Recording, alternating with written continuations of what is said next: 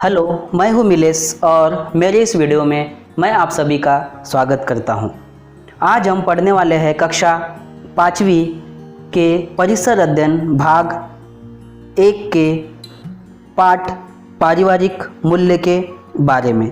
पिछले पाठ में हमने इस पाठ के जो मुद्दे थे, निर्णय लेने में सहभाग, इस टॉपिक को समझा था। आज हम ईमानदारी तथा बेईमानी के परिणाम क्या हो सकते हैं, सार्वजनिक जीवन में ईमानदारी का क्या महत्व है और सहयोग देने से हमें क्या लाभ हो सकते हैं, इन सभी मुद्दों के बारे में पढ़ेंगे। उससे पहले 3 बातों को मैं आपको यहाँ बताना चाहूँगा। पहली बात, आफरीन ने मीनू से पेंसिल मांगी। आफरीन ने मीनू से पेंसिल मांगी, लिखने के बाद उसने पेंसिल वापस कर दी। ठीक है। नंबर दूसरा, समा साइकिल से गिर पड़ी। माँ को बताते समय उसने कहा, नेहा ने मुझे गिराया इसलिए मैं गिर गई। नंबर तीसरा, मेरी ने रिक्शे में मिली थैली निकट के पुलिस थाने में जमा कर दी।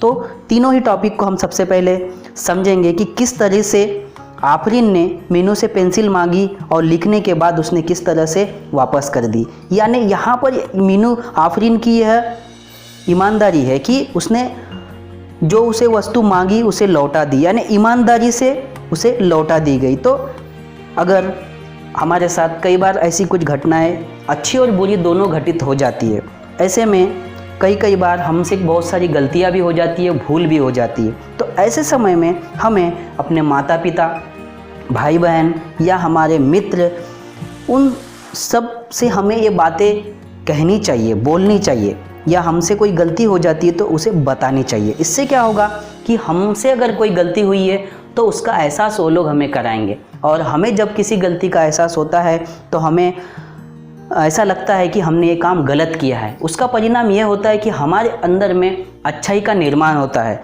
अच्छे भावनाएं, अच्छे विचार हमारे अंदर आते हैं और ईमानदारी हमारे अंदर दिखाई देती है। तो हमें हमेशा सच्चाई के साथ कार्य करना चाहिए, किसी को भी कभी धोखा नहीं देना चाहिए। तो इस तरह से क्या होगा कि जो ईमानदारी है वो हमारे साथ बनी रहेगी। इसके विपरीत यदि हम बेईमानी से यदि हम काम करते हैं, यदि आफरीन ने पेंसिल वापस नहीं दी होती तो यहाँ पर क्या होता है कि ये बेईमानी कहलाती। तो किसी से भी हमने अगर कोई वस्तु मांगी है या किसी भी बात के ऊपर में अगर हम बेईमानी करेंगे तो उसके जो परिणाम है वो भी विपरीत होगा।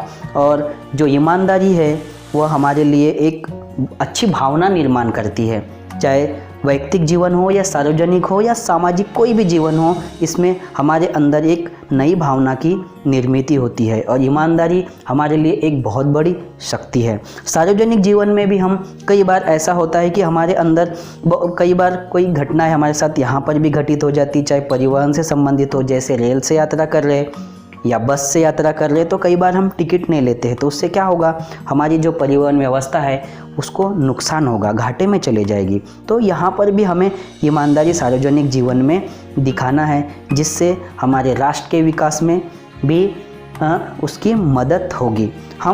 हमें एक दूसरे को सहयोग करना चाहिए, चाहे खेल में हो, एक खिलाड़ी दूसरे खिलाड़ी को मदद करता है, तभी उसको सहयोग करता है, तभी वो आगे बढ़ता है और हम भी उसे बढ़ने में मदद करते हैं, और तभी जाकर वह भी हमारी मदद करेगा। तो एक दूसरे की मदद करना, एक दूसरे को समझना, यह हमारे लिए बहुत ही आवश्यक है। यदि आप दूसरों की मदद करेंगे तो वह आपकी भी मदद करेगा। तो इस तरह से नेक्स्ट टॉपिक नेक्स्ट वीडियो में पढ़ाया जाएगा। वीडियो देखने के लिए थैंक यू, धन्यवाद।